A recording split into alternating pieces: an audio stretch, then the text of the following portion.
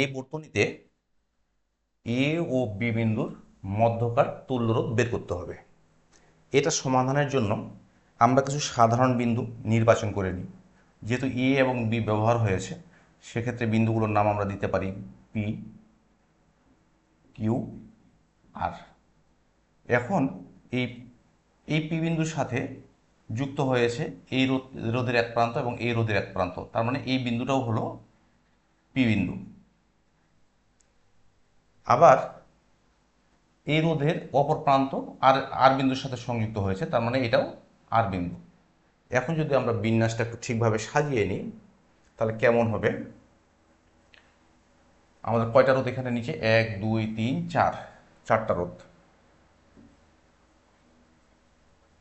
1 2 3 4। এই বিন্দুটার নাম ছিল বি বিন্দু, আর এই বিন্দুটা ছিল এ বিন্দু। মাঝখানে এটা হলো পি বিন্দু, এটা হলো কিউ বিন্দু, এটা হলো আর বিন্দু। এখন এই রোধটার দিকে তাকাই, এই রোধ এবং এই রোধের দিকে তাকাই।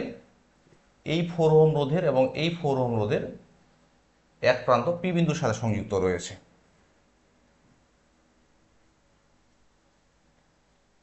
এই রোধের এক প্রান্ত পি বিন্দুর সাথে এবং অপর প্রান্ত কিউ এর সাথে, পি বিন্দুর সাথে আর অপর প্রান্ত কিউ এর সাথে।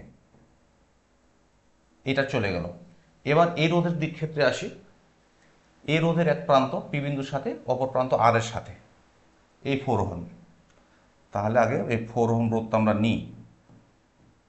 এটা এক প্রান্ত কার সাথে? পি বিন্দুর সাথে। আর অপর প্রান্ত কার সাথে? এই যে আর এর সাথে, এই আর এর সাথে সংযুক্ত হয়েছে। দেখো এখন সমাধানটা কত সহজ হয়ে গেল। তাহলে এখন বর্তনীটা আমরা দেখি।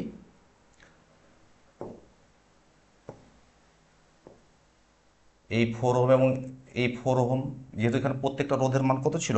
4 ওহম করেছিল, তাই তো? প্রত্যেকটা রোধের মান ছিল 4 ohm, 4 ohm, 4 ohm, 4 ohm, 4 ohm.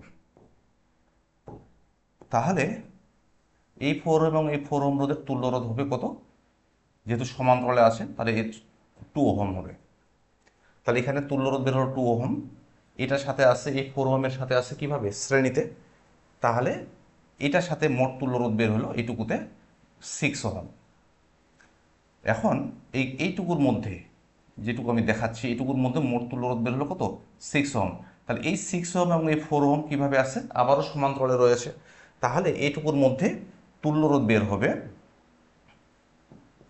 1/4 plus 1/6। তাহলে কত হয়?